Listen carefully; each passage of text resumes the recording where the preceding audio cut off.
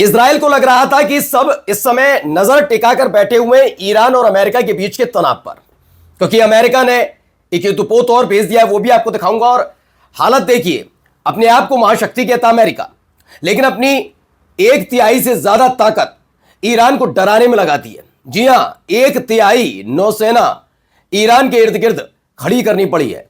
तो आप समझ लीजिए कितनी बड़ी महाशक्ति है अमेरिका। खैर, इस पर तो आऊंगा ही, दिखाऊंगा भी, लेकिन आपको इससे पहले दिखाऊंगा कि उसे लगा कि किसी को पता नहीं चलेगा, गुपचुप तरीके से कुछ करेंगे। लेकिन 1-2 नहीं, तकरीबन 8 देश, मुस्लिम देश इजराइल के खिलाफ बड़ा कदम उठा सकते हैं। और इसने भी अमेरिका को टेंशन में डाल दिया कि पहले से ईरान में मेरा युद्धपोत तुम्हारी वजह से फंसा हुआ है, ईरान डील नहीं कर रहा और तुम अब ये तमाशे कर रहे हो, जिसके चलते खास तौर पर वो देश जहां पर बना हुआ है अमेरिका का बेस कैंप, उन देशों ने भी इजराइल पर एक बड़ा कदम उठाने की तैयारी कर ली। तो कौन कौन से देश हैं, क्या किया ऐसा इजराइल ने, वो तमाम चीजें आपको दिखाने जा रहा हूं। नमस्कार, मैं हूं प्राज्वल गौतम और आप देख रहे हैं न्यूज सर्किल। सबसे पहले एक ये पूरा लेटर पढ़िए, the foreign minister of the kingdom of Saudi Arabia, और इसके साथ साथ kingdom of Jordan, UAE, state of Qatar, republic of Indonesia, Islamic republic of Pakistan, Arab republic of Egypt, Turkey, इन सब ने इजराइल के खिलाफ मोर्चा खोल दिया। मोर्चा क्यों खोला गया मैं बताता हूं। दरअसल आपको पता है कि गजा के अंदर तकरीबन 2 साल तक इजराइल हमले करता रहा अमेरिका की मदद से, और नरसंहार का तो आरोपी है ही है। लेकिन गजा में आखिरकार उसे क्या मिला? धूल फांकनी पड़ गई, उसके सैनिक मारे गए, कुछ पागल हो गए, कुछ ऐसे हो गए जिन्होंने सुसाइड कर लिया, और कुछ ऐसे हैं वो वापस सेना में नहीं लौट सकते। ये हालात पैदा हुए। आप माने ना माने, लेकिन गजा के साथ जो इजराइल की डील हुई वो एक तरीके से इजराइल के लिए हार है। अब उसका गुस्सा वो किसी और पर नहीं, पहले वेस्ट बैंक पर निकालना चाहता था, लेकिन जब वेस्ट बैंक पर, जैसे ही गजा के साथ डील हुई, वेस्ट बैंक पर कुछ करना चाहता था, सभी देशों ने मोर्चा खोल दिया था, जिसकी वजह से अमेरिका के दबाव में तब वो कुछ कर नहीं पाया। अब उसको लगा कि किसी को पता क्या चलेगा, लगे हुए हैं कि ईरान पर हमला होगा, नहीं होगा, होगा, नहीं होगा। इसी बीच वेस्ट बैंक को लेकर एक कदम उठाया। इसमें बताया गया कि जो जमीन है वेस्ट बैंक की, उस पर कब्जा करना शुरू कर दिया। देखिए खबर क्या है, वेस्ट बैंक पर इजराइल के फैसले की कड़ी निंदा की गई। सऊदी अरब नाराज है, जॉर्डन नाराज है, यूएई नाराज है, कतर नाराज है, इंडोनेशिया नाराज है, पाकिस्तान नाराज है, मिस्र नाराज है, तुर्की नाराज है। यानी कुल मिलाकर 8-9 देश इस बात को लेकर नाराज है। उन्होंने कहा कि विदेश मंत्रियों ने संयुक्त बयान जारी कर इजराइल के उस फैसले की कड़ी निंदा की, जिसमें कब्जे वाले वेस्ट बैंक की जमीन को तथाकथित स्टेट लैंड घोषित करने और बड़े पैमाने पर भूमि पंजीकरण व स्वामित्व प्रक्रिया को मंजूरी दी गई। बयान में कहा गया कि 1967 के बाद पहली बार इतने व्यापक स्तर पर यह कदम उठाया गया है जो अंतर्राष्ट्रीय कानून और 2 राष्ट्र समाधान की संभावनाओं के खिलाफ है। यही नहीं, इन देशों ने इस फैसले को क्षेत्रीय शांति और स्थिरता के लिए गंभीर खतरा बताया। ये तमाम चीजें हम निकल कर आ रही हैं।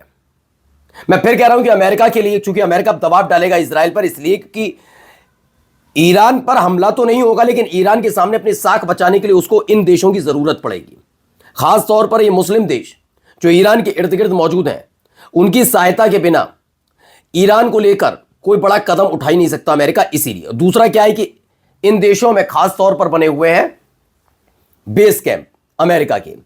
गजा और फिलिस्तीन के मुद्दे पर चाहे इन देशों की, चाहे वो सऊदी अरब हो, जॉर्डन हो, यूएई है, कतर है, इंडोनेशिया है, पाकिस्तान है, मिस्र और तुर्की है, इनके जो राष्ट्रीय अध्यक्ष हैं, राष्ट्रपति हैं, कहीं किंग हैं, उनको कोई दिक्कत होती हो ना होती हो, लेकिन वहां की जनता अब भी इजराइल को लेकर फिलिस्तीनियों के समर्थन में खड़ी रहती है कि इजराइल गलत है, फिलिस्तीन सही है।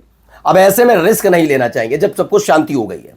तो माना जा रहा है कि एक बड़ा कदम उठाया जा सकता है। दूसरा देखिए, एक तस्वीर भी निकल कर आई, एक वीडियो, जरा पहले वीडियो देख लीजिए। यह वीडियो है, इसमें मुलाकात का दौर और ये तमाम चीजें वहां चल रही हैं। देखिए तमाम चीजें, और इन सब के बीच एक बड़ा कदम उठाया गया है। यह मीटिंग की मैंने तस्वीर इसलिए दिखाई क्योंकि ईरान अमेरिका वार्ता से पहले अहम बैठक और ईरान का 2 टूक संदेश। दरअसल ईरान के जो विदेश मंत्री हैं अब्बास अरागची, उन्होंने अमेरिका के साथ प्रस्तावित बातचीत से पहले IAEA के प्रमुख राफेल ग्रोसी से जिनेवा में मुलाकात कर ली। अरागची ने कहा कि मैं जिनेवा में एक न्याय संगत और संतुलित समझौते के लिए ठोस विचारों के साथ आया हूं, लेकिन धमकियों के सामने झुकना बातचीत का हिस्सा नहीं है। इस बयान को आगामी ईरान और अमेरिका परमाणु वार्ता से पहले तेहरान के कड़े रुख के तौर पर देखा जा रहा है। दरअसल आपको याद होगा जब अमेरिका ने ईरान के परमाणु संयंत्र पर हमला किया था, वो नुकसान तो हुआ लेकिन उतना नुकसान नहीं जैसा दावा ट्रंप ने किया। तब आईएईए ने कोई ठोस कदम नहीं उठाया। इस पर ईरान नाराज हो गया था। बोरिया बिस्तरा आईएईए की टीम ईरान में थी, उसका बांध दिया तो कहिए अब जाइए, आप जाइए, जरूरत नहीं आपको रहने की। जब आप अंतर्राष्ट्रीय स्तर पर हम आपकी आईएईए के एक एक नियम को मान रहे हैं और इस बीच अमेरिका हम पर हमला कर देता, आपकी हिम्मत नहीं हो पाती कि उसको मुंह तोड़ जवाब दिया जाए। आप एक शब्द नहीं बोलते तो अब कोई जरूरत है हम क्या बनाएंगे क्या नहीं बनाएंगे हम देख लेंगे। अब इस बातचीत के बीच आईएईए के से मुलाकात होना काफी कुछ कह रहा है, क्योंकि इजराइल चाहता है कि परमाणु बम के साथ साथ परमाणु हथियारों के साथ साथ यूरेनियम इनरिचमेंट, दूसरा है कि हमास हिजबुल्ला हूती लड़ाकों को समर्थन ना करे ईरान, और तीसरा वो चाहता है कि जो बैलिस्टिक मिसाइल बनाई है जिसकी जद में पूरा इजराइल है उसकी दूरी कम कर दे 300 किलोमीटर तक, उस पर बातचीत हो। लेकिन ईरान ने अपने आप स्पष्ट कर दिया कि वो फिर से आईएईए के साथ काम करने के लिए तैयार है, लेकिन लिमिट में, दायरे में रहकर, ठीक है ना। अब आइए एक वीडियो आपको दिखाने जा रहा हूं, अमेरिका की हालत क्या हो गई जरा समझिए। पहले वीडियो देखिए।